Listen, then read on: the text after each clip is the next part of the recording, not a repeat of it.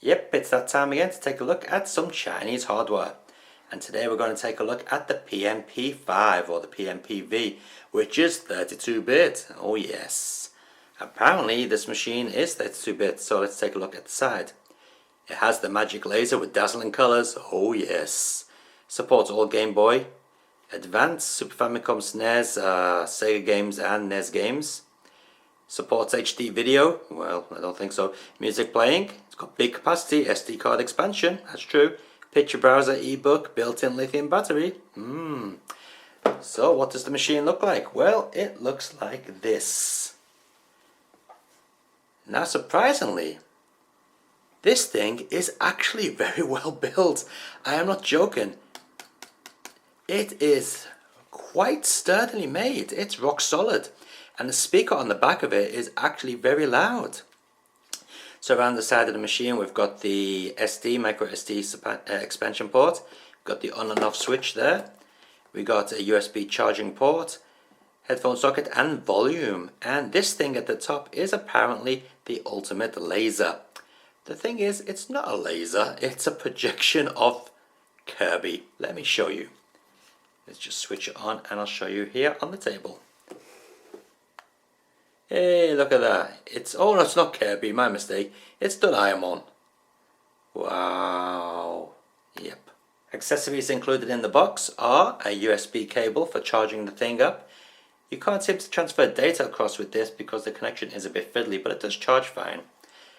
You got a power adapter if you want to plug it into the wall, and surprisingly a manual which is actually in fairly comprehensible English. I mean, you can't really fault this manual at all, to be honest. The English is very good.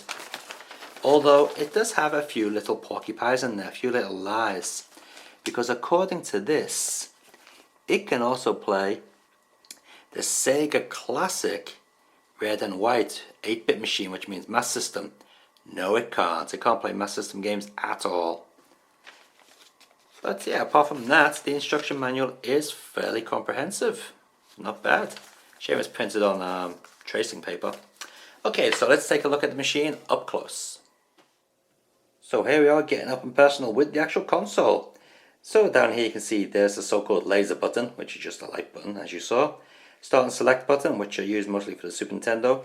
4 face buttons and a fairly responsive analog control pad. It's kind of similar to the ones you find on the PSP and so on. Okay, so let's boot up this machine and see what it's like.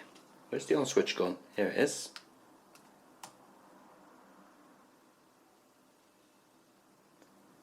Okay, so straight away it goes to the game, but we'll take a look at some of the settings first. So here we've got the basic system settings. You can change the background, you know, the desktop and so on. Couple of different themes you can go there. But you know, they're pretty lackluster to say the least. You can change the luminescence of the actual backlight. As you can see, it's going to be darker there. Pretty dark there, but we'll keep it on 4. That's about right. Oops. Got your backlight timer, languages, sounds. Got a couple of sound DSP settings in there. Oh, this is actually the sound for when you move the icon. And system functions, recover system. Well, we won't be doing that. Okay, so we've also got file manager. We've got a radio, which doesn't work at all. So I've got it set to the right country, Japan. And it did pre-locate the stations, but when you go to play any of the stations, absolute nothing. Doesn't do a thing. So obviously the radio functionality on this does not work at all. I think that's just a bit on the BS side. Got an ebook reader, which is basically just text on a screen. Not a very good ebook reader, but I guess it works. You've got a picture viewer. Now I'll put a couple of pictures onto the SD card here.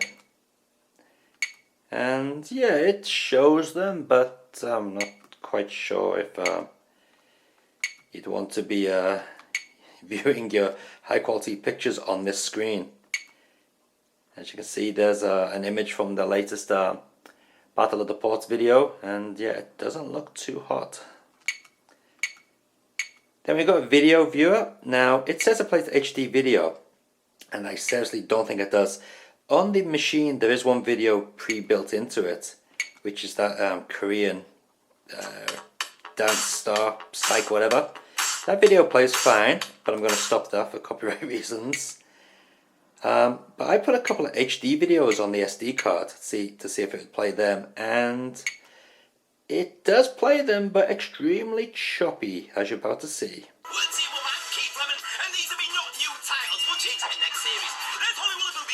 See, you can hear it, but the picture is so laggy. Terrible. And it's not only that video, I put on another video which is also not HD actually. This is well, it is kind of HD. This is 480p video.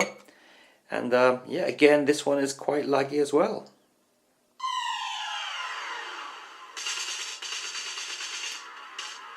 Anyone from the UK will certainly know what this show is. It's a classic Top of the Pops from 1982.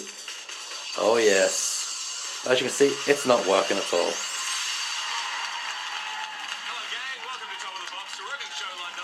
So the fact that it plays HD video is a complete and utter lie. But you know, the main reason people buy these things is for the games. So let's take a look. Oh, by the way, the music player does surprisingly work very well. Again, I put some on the actual U-disc, the internal storage. It has some copyrighted music, so we won't be playing that. But on the SD card, I put a couple of tracks.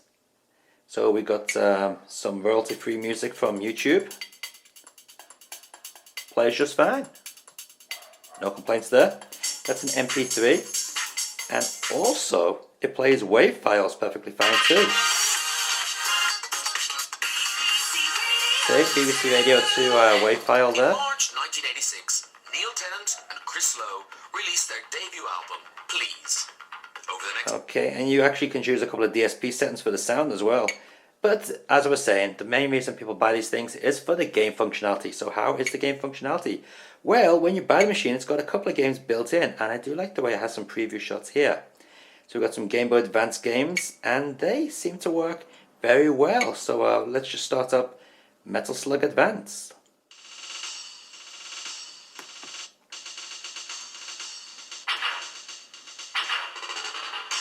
Look at the girl. The thing that must be said about the sound on this, it is actually very loud.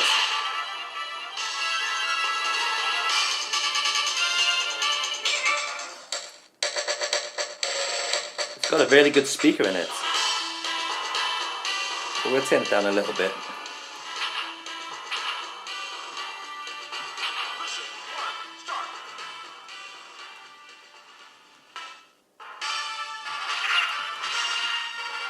So yeah, Gameboy Advance emulation is actually very good, as you can see. And surprisingly, the buttons are also fairly responsive as well. Although it's not very easy to play looking through the viewfinder of the camera.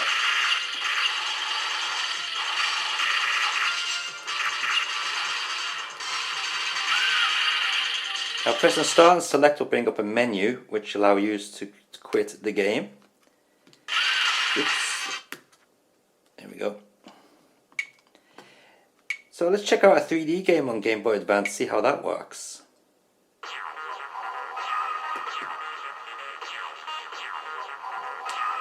So yeah, it's running fairly fast there, didn't seem to be any problem. We'll just skip that. Progress.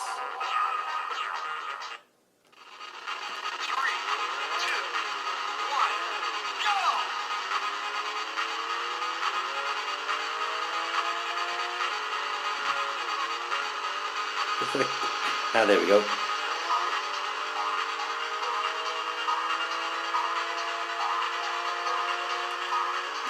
Oops, it's very difficult to play like this.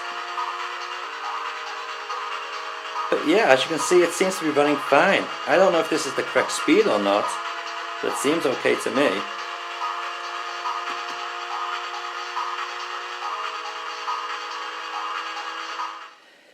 Okay, so yeah, as you can see, it's got loads of different games on here. Mostly a few Game Boy Advance. Then we got some Super Nintendo or Super Famicom games. That is not Super Mario DS, that's Super Mario Collection. And they work fine for the most part. They don't seem to have much problem. Got some Mega Drive games there. They seem to work fine as well. But the thing is, the actual screen on this machine is definitely dedicated towards Game Boy Advance and not regular other machines such as Mega Drive or Super Famicom, because they do look a little bit, how to say, cramped on the screen. They're not exactly very clear. You can see the Sega logo there looks a bit squashed and pixelated. Sound wise, the Mega Drive stuff isn't too bad. But yeah, it seems to run full speed, no problem.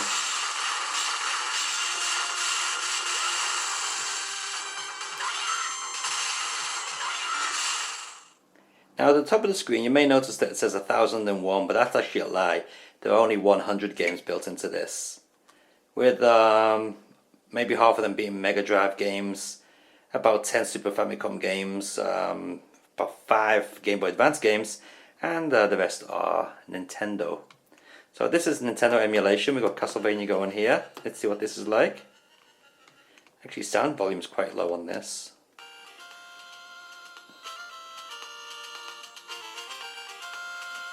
Yeah, even I can tell that doesn't sound exactly right. It's a bit gargly, isn't it, on the sound front? Ah, crap, this is Castlevania 2, isn't it? No, I'm not playing that. Okay, so anyway, it does claim that you can put more games onto the SD card. But how true is that? Well, actually, you can. It works. So here's some games I put onto the SD card, and they all seem to work just fine. Here's a Game Boy Advance game. This is 007. Sounds a little bit crackly, mind you. But yeah, it seems to work fairly fine. Apart from the sound being a little bit crackly.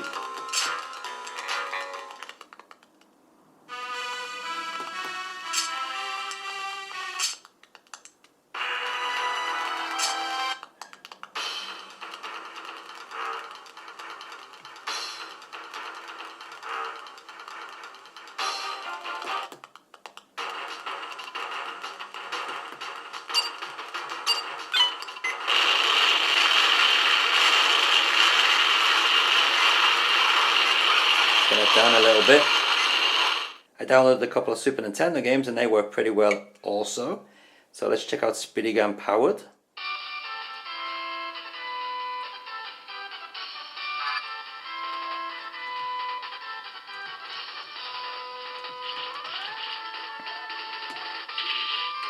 So yeah, as you can see, doesn't seem to be too much of an issue there. Seems to work okay. Now, one game that doesn't seem to work okay is Star Fox. Star Fox 2 doesn't work at all, by the way. Star Fox runs extremely slow. Just check this out. Oh yeah, Star Fox in 2 frames per second.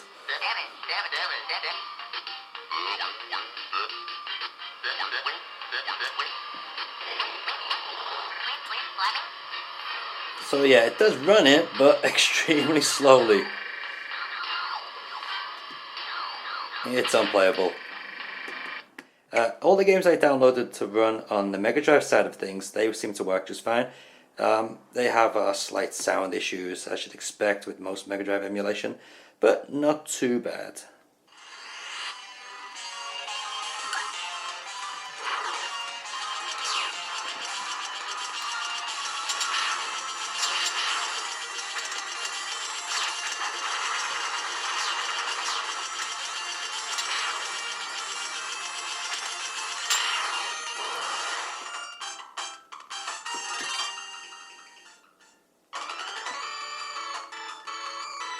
Yeah, obviously all the effects which are done by the SVP chip are not present.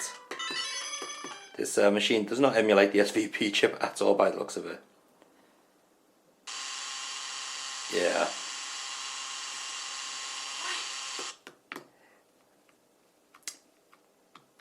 So I did put a couple of Game Boy games on here and a couple of Game Boy Color games and Master System games, and yeah, they don't even show up on the menu, so yeah, I don't think it plays them at all. So what do I think of the PMP V5? Well, as a media player, it's pretty useless. I mean, it doesn't play videos unless it's a SD video like this one now. It doesn't play HD video despite the claims. Well, it does, but not very well. The screen on it is not too bad. I mean, you can see it fairly clear. You know, if you're from an angle, it gets a bit washed out. You know, typical cheap LED screen there. But it's not too bad. The buttons, though, are actually very good. The construction of the actual machine is well done. I'm very surprised at that. It's a very well built machine. It's a shame it didn't have a micro USB on it. The lithium battery, as you can see, is in there. And that seems to last quite a while actually. I've had 8 hours on it and just running a video, and it seemed to work just fine. But yeah, as a games machine though, well, if you want to play Game Boy Advance games and you don't mind slightly crackly sound, yeah, it's not bad actually. The screen is actually quite good for Game Boy Advance. If you want to play Super Nintendo games on it, well, yeah, they sound and play okay, but they look a little bit messy, you know, due to the screen resolution. Mega Drive stuff looks like the Super Nintendo, you know, screen resolution is not that good, and the sound is not perfect, to be honest. Game Boy doesn't work at all. Nintendo games seem to work okay, but yeah, overall it's not the best. But then you think about how small it is. Look, I don't even have big hands, but as you can see, this thing is tiny. It's a little tiny little thing. I mean, it's got to be what, 10 centimeters in height. It's very, very small. And it is extremely cheap. This cost me the equivalent of 1,800 yen. Now, for 1,800 yen, you'd expect something that creaks, but yeah, this doesn't creak, it doesn't bend. It is very solidly built. It has a very good speaker in the back of it. This thing's annoying though. That little stupid Doraemon light. Yeah, I may take that off actually. Yeah, so if you can get the PMP cheap enough, I'd say yeah, go ahead, pick one up. You know, it's a good little Game Boy Advance game player. Seems to work fairly well for Game Boy Advance games. Everything else, well, mediocre.